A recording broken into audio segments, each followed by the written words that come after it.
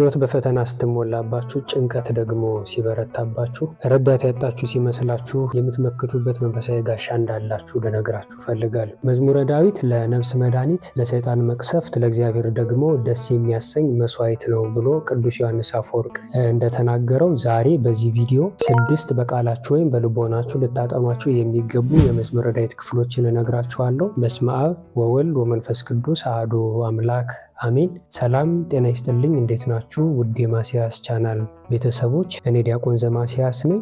ቪዲዮውን ሲጀምሩ ላይክ በማድረግ ጀምሩ። አዲስ የሆናችሁ ደግሞ ቻናሉን ሰብስክራይብ በማድረግ ጀምሩ። እስከ ቪዲዮ መጨረሻ አብራችሁ እንድትቆዩ በእግዚአብሔር ስም እጠይቃችኋለሁ። ቀጥታ ወደ ቪዲዮ እናልፋለን። ቅዱስ ዮሐንስ አፈወርቅ መዝሙረ ዳዊትን ሲገልጸው ቅድም እንደነገርኳችሁ እንዲህ ብሎ ይገልጸዋል። መዝሙረ ዳዊት ለነፍስ መድኃኒት፣ ለሰይጣን መቅሰፍት እንዲሁ ደግሞ ለእግዚአብሔር ደስ የሚያሰኝ መስዋዕት ነው ብሎ እንደተናገረው ማንኛውም ክርስቲያን በዚህ ዓለም ላይ ሲኖር ሕይወቱን ከእግዚአብሔር ጋር ለማስተሳሰር እነዚህን የመዝሙረ ዳዊት ክፍሎች እንዲያጠና አባቶቻችን በየዕለቱ ይነግሩናል። በተለይ መዝሙረ ዳዊት አባቶቻችን እንደነገሩ ከእግዚአብሔር ጋር ለመኖር በቀን 5 ምዕራፍ እንዲሁ ደግሞ ከሰው ጋር ለመኖር መጽሐፈ ምሳሌ በቀን 1 ምዕራፍ ቢያጠና በወር ውስጥ ማጠናቀቅ ይችላል ብለው ደጋግሞ ይናገራሉ። እና የመዝሙረ ዳዊት ክፍሎችን ማጥናት አንደኛ ለነፍስ መድኃኒት ነው፣ ሁለተኛ ደግሞ ለሰይጣን መቅሰፍት ነው፣ እንዲሁ ደግሞ ለእግዚአብሔር ደስ የሚያሰኝ መስዋዕት ነው። ስለዚህ መዝሙረ ዳዊትን በምታጠኑበት ጊዜ በተመስጦ በመሆን እንዲሁም በጸሎት መንፈስ ሆነን እንድናነበው በጾም በጸሎት ስጋ ወደሙን እየተቀበልን የአምልኮ ስግደትም እየሰገድን እናነበው ለነፍሳችን መድኃኒት፣ ለሰይጣን መቅሰፍት እንዲሁ ደግሞ ለእግዚአብሔር ደስ የሚያሰኝ መስዋዕት እናቀርባለን። ወይም ልቦናችንንም ወደ እግዚአብሔር እንዲቀርብ ያደርገዋል፣ ያበረታቷል። ኃጢአት በሰራን ጊዜ በመዝሙረ ዳዊት እግዚአብሔርን ብንለምነው ኃጢአታችንን ይቅር ይለናል። ከሰይጣን ፈተና በተለያየ ጊዜ ከሚታይ ከማይታይ ሰይጣን ከሸመቀው እግዚአብሔር ካወቀው ከክፉ ፍላጻ በቀን ከሚንቀሳቀስ ጋኔን ሁሉ ይጠብቀናል። እና በቃላችን የምናጠናቸውን 6ቱን የመዝሙረ ዳዊት ክፍሎችን በዚህ ቪዲዮ ነግራችኋለሁ። እንግዲህ የመጀመሪያው መዝሙር 14 በቅንፍ 15 ነው። ይህንን የመዝሙረ ዳዊት ክፍል በቃላችሁ እንድታጠኑት እመክራችኋለሁ። እውነትን ለመናገር እና ቅድስናን ለመሻት በፈለግን ጊዜ ይህንን የመዝሙረ ዳዊት ክፍል በቃላችን እንድንይዘው በሄድንበት ቦታ ሁሉ እንድናነበው እንዲሁም በጸሎት መንፈስ ሆነን እንድናደርሰው አባቶቻችን ይመክሩናል። አቤቱ በድንኳን ውስጥ ማን ያድራል ብሎ ይጀምራልና አቤቱ በድንኳን ውስጥ ማን ያድራል? ይህንን የመዝሙረ ዳዊት ክፍል ስታጠኑት እውነተኛ ለመሆን የሚፈልግ ሰው በዚህ ምድር ላይ በማንም ሰው ላይ ክፉ አልሰራውም ብሎ በእግዚአብሔር ፊት ቆሞ የተወደደ መስዋዕት ለማቅረብ የሚፈልግ ሰው ኋላም በሰራው ኃጢአት የማይጸጸት ባደረገው ነገር የማይጸጸት ሰው ሆኖ ለመገኘት ይህንን የመዝሙረ ዳዊት ክፍል ብታነቡት እጅግ በጣም ደስ የሚል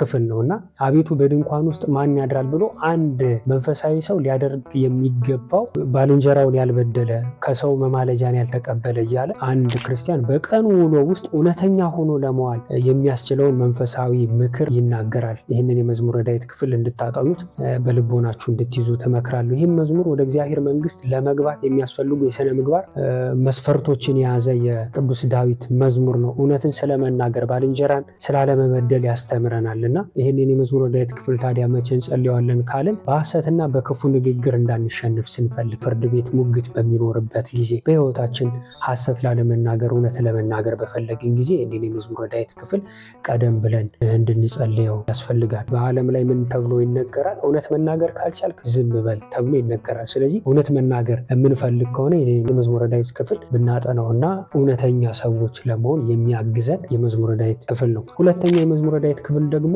ሁላችን የምናውቀው መዝሙር 22 በቅንፍ 23 የዘወትር ጸሎትና የጸሎት መክፈቻ። ይሄ ዓለም አቀፍ የሆነ የመዝሙረ ዳዊት ክፍል ነው። የትኛውም ክርስቲያን የተባለ ሰው ሁሉ በዚህ ዓለም ላይ የቅዱስ ዳዊትን ይህንን የመዝሙረ ዳዊት ክፍል ሳይጸልይ የሚተኛ ሳይጸልይ የማይውል ሳይጸልይ የማያድር ሰው የለም እና ይሄ የመዝሙረ ዳዊት ክፍል ሲጀምር እግዚአብሔር እረኛዬ ነው የሚያሳጣኝ የለም እያለ ይናገራል እና ይህንን የመዝሙረ ዳዊት ክፍል የነፍስ ረፍት የሚገኝበት እንዲሁም እግዚአብሔር በጭንቀት መካከል እንኳን እንደማይተወን የምንመሰክርበት የፍቅር መዝሙር ነው። ይህንን መዝሙር ስትመለከቱት ምንም አይነት ልመና የለውም። በውስጡ የያዘው በእግዚአብሔር ላይ መተማመንና እግዚአብሔርን አምኖ ወደ ስራ መሰማራት። እኔ በግ ነኝ፣ አንተ እረኛ ነህ። እኔ ያለኝ የበግ መታወቂያ ነው፣ አንተ ያለህ የእረኛ መታወቂያ ነው። ስለዚህ እረኛዬን አምነዋለሁ፣ በለመለመው መስክ ያሰማራኛል፣ በዕረፍቷ ዘንድ ይመራኛል፣ ነፍሴን ከክፉ ነገር ይመልሳታል። በሞት ጥላ መካከል እንኳን ብጓዝ አንተ ከኔ ጋር ነህና እሱ ከኔ ጋር ነውና ክፉን አልፈራም ብሎ ቅዱስ ዳዊት ይናገራል። ይህንን የመዝሙረ ዳዊት ክፍል መቼ እንጸልየዋለን ከተባለ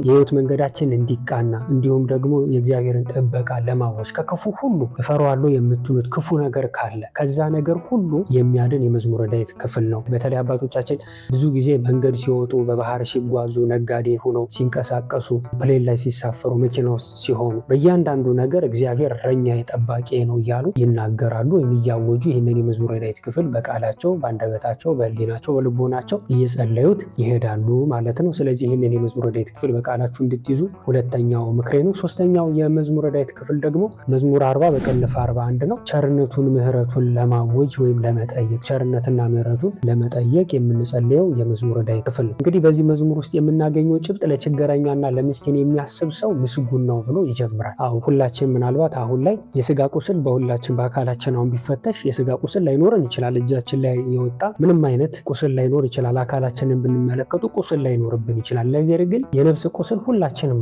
አለብን። በአንድም በተለያየ መንገድ ኃጢአት እንሰራለን፣ እንበድላለን። ኢቭን ዛሬ እንኳ በዚህ ሰዓት ኃጢአት ሰርተን ወደ ቤታችን ገብተን ሊሆን ይችላል። አሁንም ኃጢአት እየሰራን ሊሆን ይችላል። ስለዚህ በነፍሳችን ላይ እኛ ያላየነው ቁስል በነፍሳችን ላይ አለ። ቅዱሳን ሐዋርያት ጌታችን ኢየሱስ ክርስቶስ ቅዱስ ሥጋውን ክቡር ደሙን ባቀበላቸው ጊዜ ጽዋውን በተርታ እያስተላለፉ ሲበሉ ሲጠጡ ያቺ ምልክት ነገ በእኔ ስም እያንዳንዳችሁ መከራ ያገኛቸዋል፣ ትሞታላችሁ እያላቸው ነበር። ስለዚህ ዛሬ መታመም የተራ ጉዳይ ነው። መሞት የተራ ጉዳይ ነው። ሁላችንም የማይቀርልን ነገር ቢኖር መታመም፣ ባልጋ ላይ መዋል፣ መሞት የማይቀር ነው። ከሰዎች እርዳታ መጠየቅ የማይቀር ነገር ነው። ስለዚህ ነገ ከነገ ወዲያ ለችግረኛና ለምስኪን ዛሬ በዚህ የመዝሙረ ዳዊት ክፍል በጸሎት ሁነን ለሀገር ለታመሙ፣ መንገድ ለወጡ፣ ከሀገር ከወገን ለተሰደዱ ሰዎች ስንጸልይ ለነዛ ሰዎች የጸለይነው ጸሎት ነገ ደግሞ እኛ እንደዛ ነገር ሲገጥመን ይህንን ነገር መልሰን እናገኘዋለን ማለት ነው። ስለዚህ ይህንን የመዝሙረ ዳዊት ክፍል እኛ ለሰዎች ስንራራ እግዚአብሔር ደግሞ በሕመም ባልጋ ላይ ሳለን እንደሚያነሳን እንዲሁም ቃል የሚገባበት መዝሙር ነው።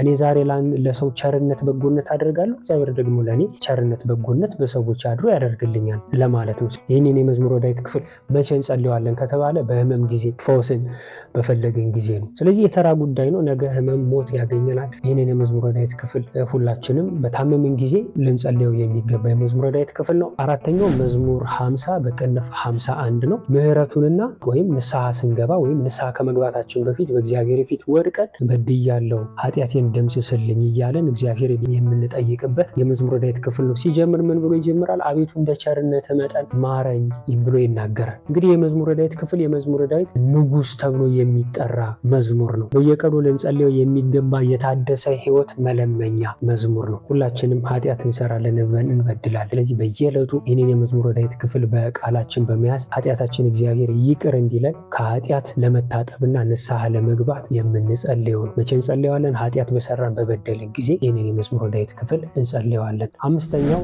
መዝሙር 90 በቅንፍ 91 ነው። ይሄ ደግሞ የክፉዎችን ምክር ለማፍረስ ነው። የምትፈሩት ነገር ካለ ሰዎች በእኔ ላይ እንደዚህ ያደርጋሉ ብላችሁ የምትፈሩት የምትሰጉት ነገር ካለ ይህንን የመዝሙረ ዳዊት ክፍል በየዕለቱ መዝሙር 90 ወይም በቅንፍ 90 መጸለይ ይገባናል።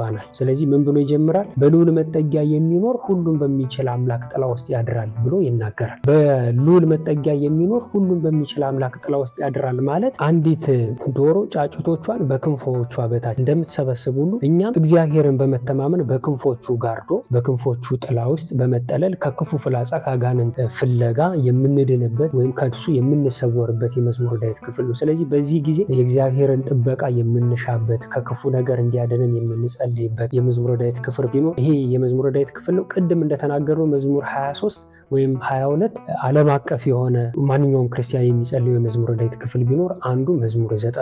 ይህንን የመዝሙረ ዳዊት ክፍል ምናልባት ልተኙ ስትሉ በቀን 7 ጊዜ በማታ ክፍለ ጊዜ ልትጸልዩ ትችላላችሁ። አለበለዚያ ጠዋት ደግሞ ከእንቅልፋችን በነቃ ጊዜ የእግዚአብሔርን ጥበቃ የምናውጅበት የመዝሙረ ዳዊት ክፍል ነው። ከቻላችሁ 7 ጊዜ ካልቻላችሁ ደግሞ 3 ጊዜ እንድትጸልዩት ወይም እንድንጸልየው ይመከራል። ስለዚህ ይህንን የመዝሙረ ዳዊት ክፍል ለምንድን ነው የምንጸልየው? ከመንፈሳዊ ጦርነት የሚጠብቅ ጋሻ ስለሆነ እንዲሁም ደግሞ ከሰይጣን ቀስትና ከሌሊት ግርማ ይጠብቀናል ከምትፈሩ። ስለዚህ መቼ ይጸለያል?